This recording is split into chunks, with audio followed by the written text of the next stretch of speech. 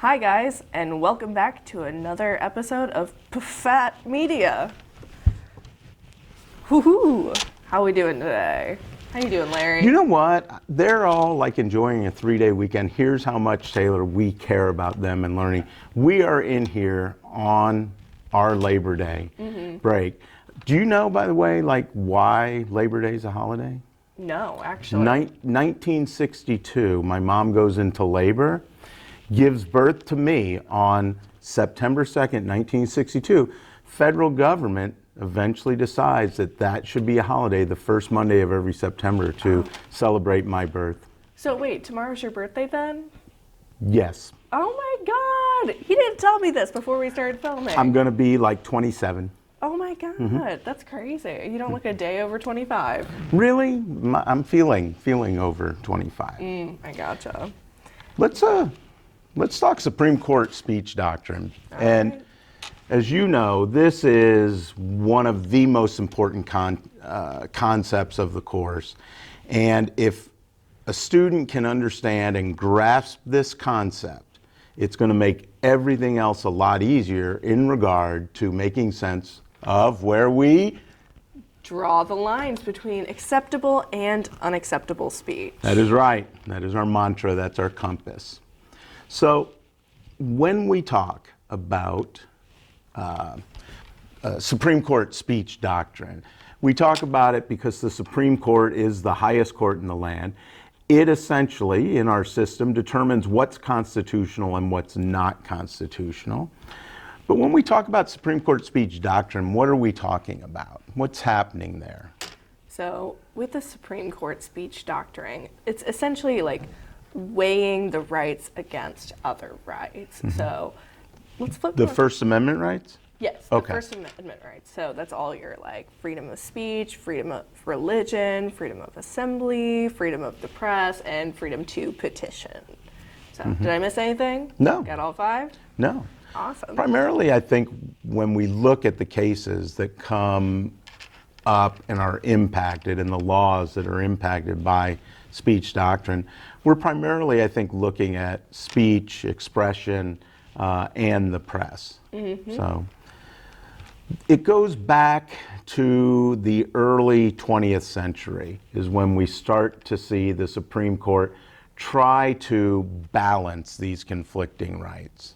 Okay, and so if we go forward, this is a situation, a case that we're familiar with, right? Yeah, essentially what happened were 2 men in Pennsylvania were neighbors and they were not having a great time. They were having a bit of a conflict, and one of these men made a finger gun at the other to express his upsetness at the other one. Upsetness? Upsetness? That's not a word. How upset he was at the other man.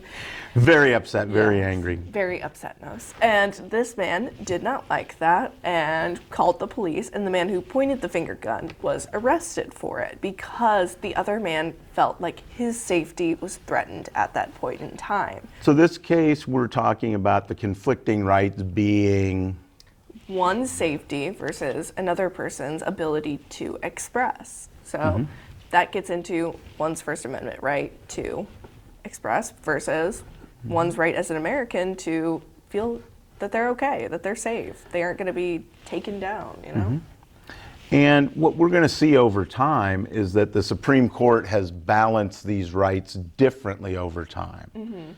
And the greater weight they put on the First Amendment rights, the more it's going to push the lines towards more speech. The less weight they put on First Amendment rights, they put on other rights, the more it's going to push the lines away from speech. Yeah. So when we talk about the continuum of political theories that was so important in the last video, think of it like this. More weight on the First Amendment as the Supreme Court balances it, is going to push the lines to the right on that continuum towards more speech. More weight on other rights is going to push it to the left towards less speech on that continuum. Yes. We go back to the early 1920s. And that's really when we first start to see the courts take on cases where there's really conflict between speech rights and other rights. You want to talk about the first Supreme Court doctrine? Ooh, yeah. So bad tendency is what kind of goes into that. And it's essentially saying that like the possibility of something bad happens calls for the regulation of speech, which is very vague and hard to enforce, you know? And since it's vague, I feel like it had the ability to be taken advantage of. Oh, yeah. You know, like people could police speech left and right, you know? Because how do you govern whether something is bad or not, you know? It's like personal taste and opinion, and someone in power could say, oh, that's bad, just so they have the upper hand, you know? I think country music is bad, but someone watching this right now could love country music. I'm sorry. This idea of bad tendency, let me give a little bit more sense of what this is with an example. There were some earlier cases where the court is moving in this direction. Bad tendency is saying, here's free speech, and here's another right, and we're going to put the weight on the other right.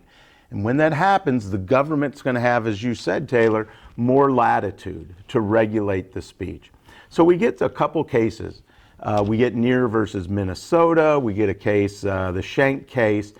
And we start to see this philosophy emerge from the Supreme Court. Now, let me say this, step away from this a minute. We're going to talk about a lot of cases this semester because they have so much to do with shaping where the lines are. Now, we're going to talk about two kinds of cases. Those really landmark cases that establish precedent, those change where the lines are drawn. The other kinds of cases that we're talking about are what I think of as exemplification cases. They're examples to help us understand where those lines are. Now, when we talk about least imposition, Neer versus Minnesota is probably the precedent establishing case of this philosophy of bad tendency. But we don't need you to put Neer versus Minnesota in your head. You don't need to brand that one and be prepared to know about that case on the final. We're going to use an example here, and it's this case from the later in the 1920s, about 7 years after that Neer versus Minnesota case. This is Benjamin Getlow and his arrest pictures. Benjamin Getlow, now we're just using him as an example so that we understand the bad tendency idea. He was a socialist, and he starts handing out on the streets of New York pamphlets that are essentially saying, men of America, the military draft is unconstitutional and you should ignore it. Now, the state of New York eventually comes along and they arrest him and they prosecute him, saying he's trying to overthrow the United States government. They arrest him and charge him with sedition.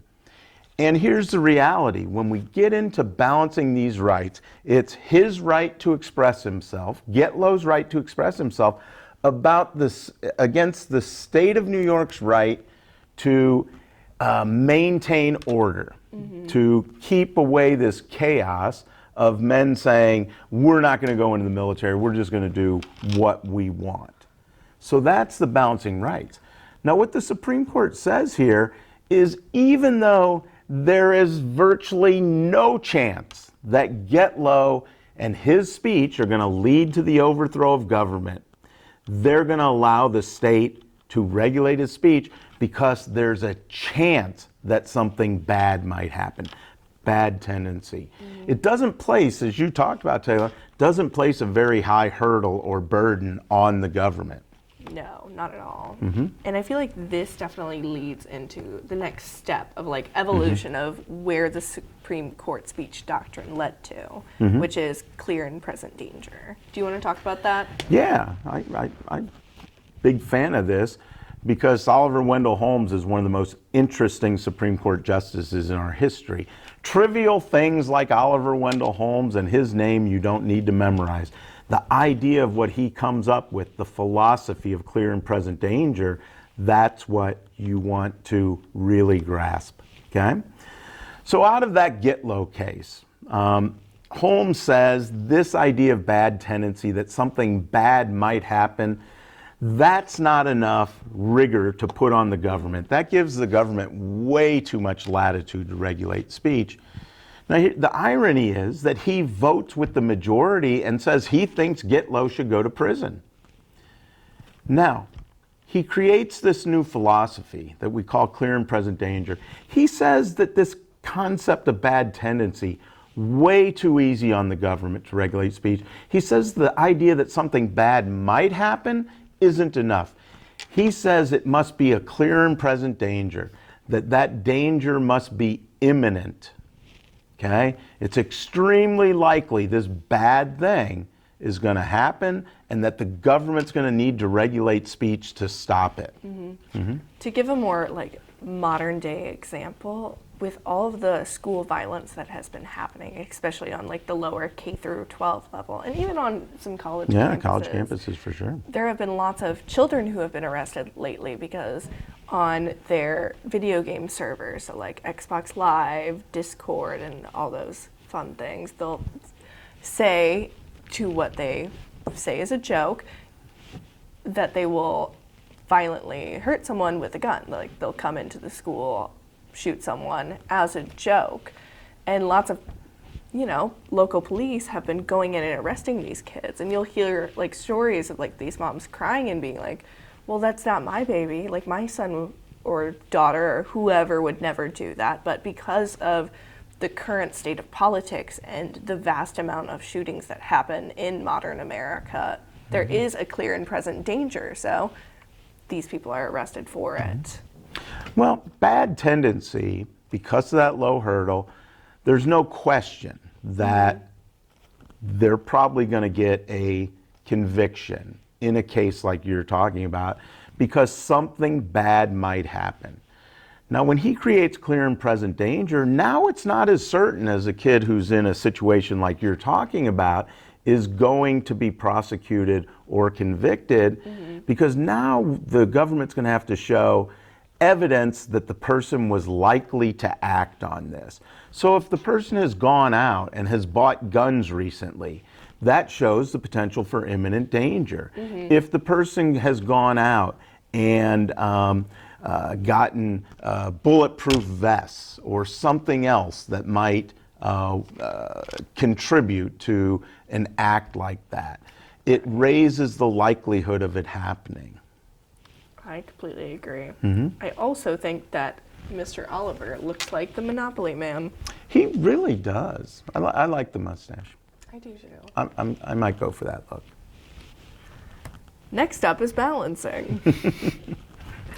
So balancing is where like all of this comes into play, and it's essentially the theory of saying no constitutional right is more important than another. So your constitutional right to feel safe is just as important as your right to free speech. So this definitely like becomes a question too, because when it comes to circumstances like school violence, like where does humor and expression cross a line as to like other children possibly being on that server feeling unsafe, In the 1930s, we see the clear and present danger really replaces bad tendency, and it pushes the lines to the right towards more speech.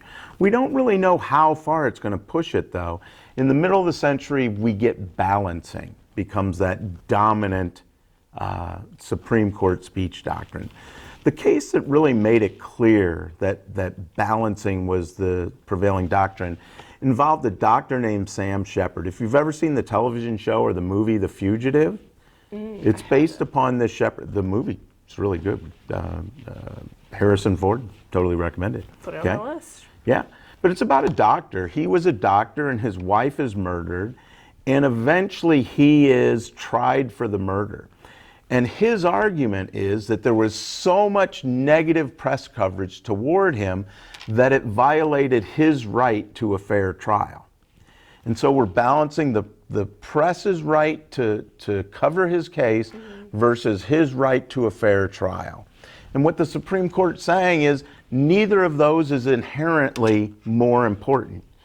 And what it does in terms of function, it puts a great onus on the 12 or 9 people sitting on that jury, depending upon the state, puts a huge onus on them to determine which one's more important, his speech right or his fair trial rights or speech rights. And eventually we get to Times versus Sullivan. This is where it gets serious. Yes, and this is a case we're going to talk about throughout the semester, especially when it gets to libel. Essentially, in this case, a civil rights group in Alabama put an ad in the paper looking for money and saying that the police locally were infringing on their rights. So this was their ability to do so.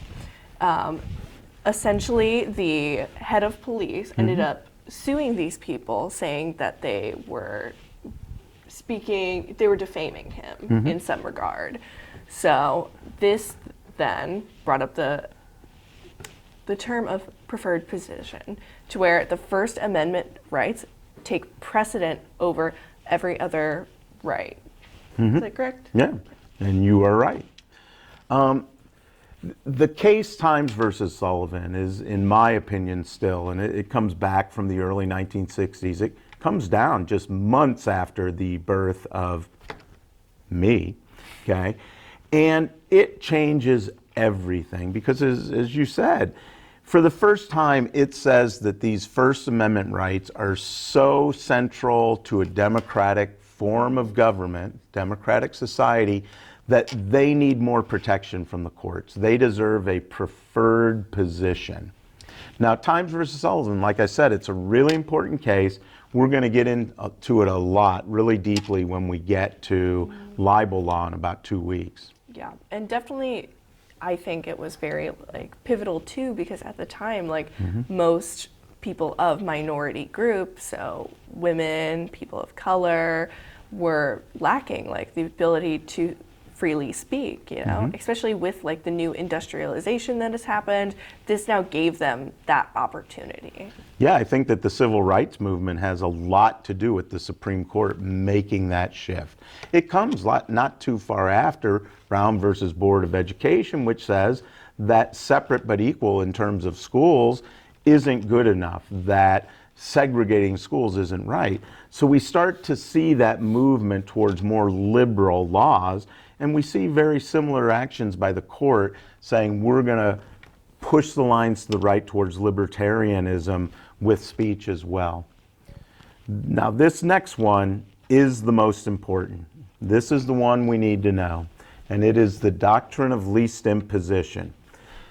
This is the prevailing Supreme Court philosophy of how to balance rights that involve the First Amendment. This is the prevailing philosophy since the 1970s. So we're talking about coming up on 50 years, this philosophy impacting where we draw those lines. All the other Supreme Court doctrine, they're important for us to understand, and we'll get for why that is. But the one that's most important to us now is the doctrine of least imposition. Yeah. Now, the doctrine of least imposition, as you know, it starts with the idea that the First Amendment does deserve a preferred position. So what it's doing is it's not throwing out preferred position, it's simply adding an important element to preferred position. Yes, and these elements are that the government has to have an interest in regulating someone's speech. It has to have a good reason to do so. So going back to the case with the children on Discord, threatening, or what they say is joking about coming into schools and being violent, is that that's a public interest. We don't want children to be hurt, and this has happened many times before. So there is a good reason for them to be interested in this. Yeah, it's saying that we want the First Amendment to be protected as much as we can, but there are going to be times in which the government's going to need to regulate speech. So least imposition is telling us what are the circumstances in which government can regulate speech. And the first burden on the government. We're going to use that word burden a lot. Burden means, what does the government have to prove? The first burden, like you say, is that the government has to have a legitimate reason. They just can't regulate speech, press, expression because they don't like it. There's got to be that clear and present danger to it. There's got to be something that's bad that has great potential of happening, like school shootings. Yes. And the second burden is essentially saying that what they choose to do as far as like regulatory speech has to be the least effective way as possible. So it has to fix the problem, but it is not going to impose in any further way on said person's rights. And this goes back to a story that happened about 6 months ago with some students who were going to school and they were wearing Trump shirts, I believe. What it was. Trump shirts and Confederate flags. Yes. Yeah. And these students said that they wanted to express their right. They wanted to be able to wear said shirts and Confederate flags. But because of the connotation of Confederate flags with the, erasure and like infringing on other people's rights, specifically like Black people, this was harmful to other students in their learning environment. So a couple ways we thought of least imposition would be like having them sit in front of class, so no one can see what's on the front of their shirt, or having them flip their shirts inside out so they could still continue their school day, but we aren't imposing on their learning. Yeah, so the government decides that the courts decide the government shows there's a legitimate public interest. These kids, they deserve the rights to their speech. Other kids have the right to feel safe in their school as they're pursuing their public education. Now, if we agree that these kids need to be regulated, and I'm not sure I agree they should be regulated. Frankly, I don't think they should be regulated. But they did decide in southern Missouri that they were going to regulate these kids' speech. Least imposition says you have to do the smallest thing necessary to fix the problem. So you brought up a couple great examples of that. Kicking them out of school for it, suspending them, expelling them, that's an over imposition. That's going too far. But simply, like you said, putting them at the front of the class so their shirts aren't in your face, so to speak. They're facing front. The one I like, the one I think makes sense if you're going to regulate this speech, turn the shirts inside out. Some schools, and you might remember this from your schools, and your schools probably had some policy like this. Some schools will have shirts that they would have people put over their shirts during the school day. Much less imposing. I remember, this goes back a few years, but the Westboro Baptist Church came to campus to protest something. They've been here multiple times. They're a group that's an anti-gay rights group, and there's good chance you've heard about them. They come to protest, and we start talking about them and their speech rights. The city of Webster Groves, they thought that an imminent danger was present because they were right out here. Well, not where you are, where we are, because we are in the media commons. They're at the corner of Big Bend and Edgar Road. And because there were so many counter-protesters, the police thought it was going to put people at danger, thought it was going to increase the chance of a crash of cars. And so they thought there was a public interest. Now they are thinking about how to regulate the Phelps family speech. I'll never forget, a student named Steve suggested that their speech could be silenced by taking a bazooka and shooting it at them and killing all the members of the Westboro Baptist Church. And there's a pretty dang good chance that would have fixed the problem. Probably wouldn't be the least way we could do it. No. But it would be a solution. It would be a solution, but not the least imposition. So now the government has to find a way to do their best to protect the speech while removing that public interest or that public safety issue. And what the city of Webster Grove said is, Westboro Baptist Church, we're going to move you down Lockwood. And we're going to put you in front of City Hall where there's a large lawn. You can protest, you can get your speech out, and we resolve the potential safety problem. Yep, there's no fire hazards or traffic hazards for that matter. You just have to regulate the least necessary. Let's go back to a hypothetical. This would never happen in class, but let's hypothetically say that a student on the first day of class starts complaining about the teacher doing an icebreaker. It elevates. She starts cussing. She's yelling. Now, teacher is going to regulate this speech, okay? In this role, we'll just say that the teacher's the government, okay? A lot of things I could have done. I could have gone all bazooka, or I could have thrown you out of the class, not just that day. This was Oh, wait, no, this is I'm saying theoretically it's you. Theoretically it's you, Taylor, because we all know you're that type of that type of student. I could have thrown a student hypothetically like that out of class. I could have said, you're not going to be in this class the rest of the semester. Or I could have just stepped outside with the student, hopefully calm things down. We talk, and I say, you can come back in the class. We have another situation like this. You're not coming back into the class. If there's less I can do, I have to do less to try to fix the problem. You know, maybe she just had a rough morning. You never know. I think that there's a good chance of that. Let's come back to where we started. Here we are. We're familiar with this. Look at how tiny he is now.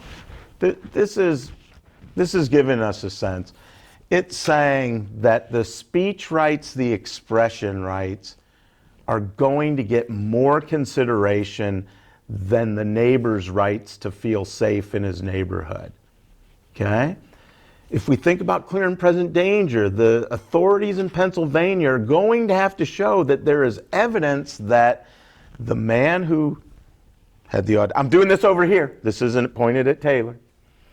Okay? He's going to gather the tools necessary to actually harm his neighbor. That burden's going to be on the state of Pennsylvania. And then if they decide that there is this legitimate public interest, the regulation of him has to be the least necessary to solve that problem. Maybe they'll put like those big snow gloves on him. Or move your like fingers in. I tend to think, because of the preferred position, I think this is going to get thrown out of court. It's honestly so ridiculous, in my opinion. Some of you guys may think otherwise, which please form your own opinions. Makes conversations a lot more interesting. But yeah, a finger gun, really, dude? Hey, speaking of that, you know, not to beat things too much, but you know, this article, it's online, right? Didn't we put it online? I'm pretty sure we did. Oh. Have you seen any comments on it? I don't think I've seen any comments on it. Yeah, I wonder. Do you think it would be helpful for people to go in and talk about that case, to maybe think about, if it's bad tendency, what happens to the man with the trigger, okay? If it's balancing, what happens? In preferred position, what happens? And most importantly, in least imposition, what's going to happen in a case like this? Yeah, I think that discussion would really help. I think it would definitely help me remember these core concepts in a way that like will stick. Well, and when they start having a good conversation and discussing it, I get to read those comments, and then I learn what least imposition means. Oh yeah. Plus, like the answer's like right there too. So when the test comes, you can just scroll back on the page and look, Dave's already answered your question. That's right. Because a case like this very well could end up on the midterm. Yes. Anything else we want to talk about? Supreme Court speech doctrine? No, I think we covered our bases. How was your weekend? You know, pretty quiet so far. Pretty good. quiet so far. We're moving in a couple weeks, and so we're just packing up. Ooh, that's exciting. That's right. New place, man. Very exciting. Nice pool. I love a good Next pool. summer, everyone come over. I'll barbecue. We'll lay out by the pool. Wings? Barbecue wings? No. We'll buy wings. Okay. I'm okay with it. Let's call it a take. A take? Yeah, we're done. All right. Well, thank you for tuning in to PFAT Media. I'm Taylor. And we'll see you next time. And we'll see you next time. You didn't say, and I'm Larry. They know me. 31 minutes? Oh, a little bit longer, but that's okay. That's okay. And like 4 of the minutes I'm going to edit out just because it's like me coming over. I think the back and forth, the give and take was good.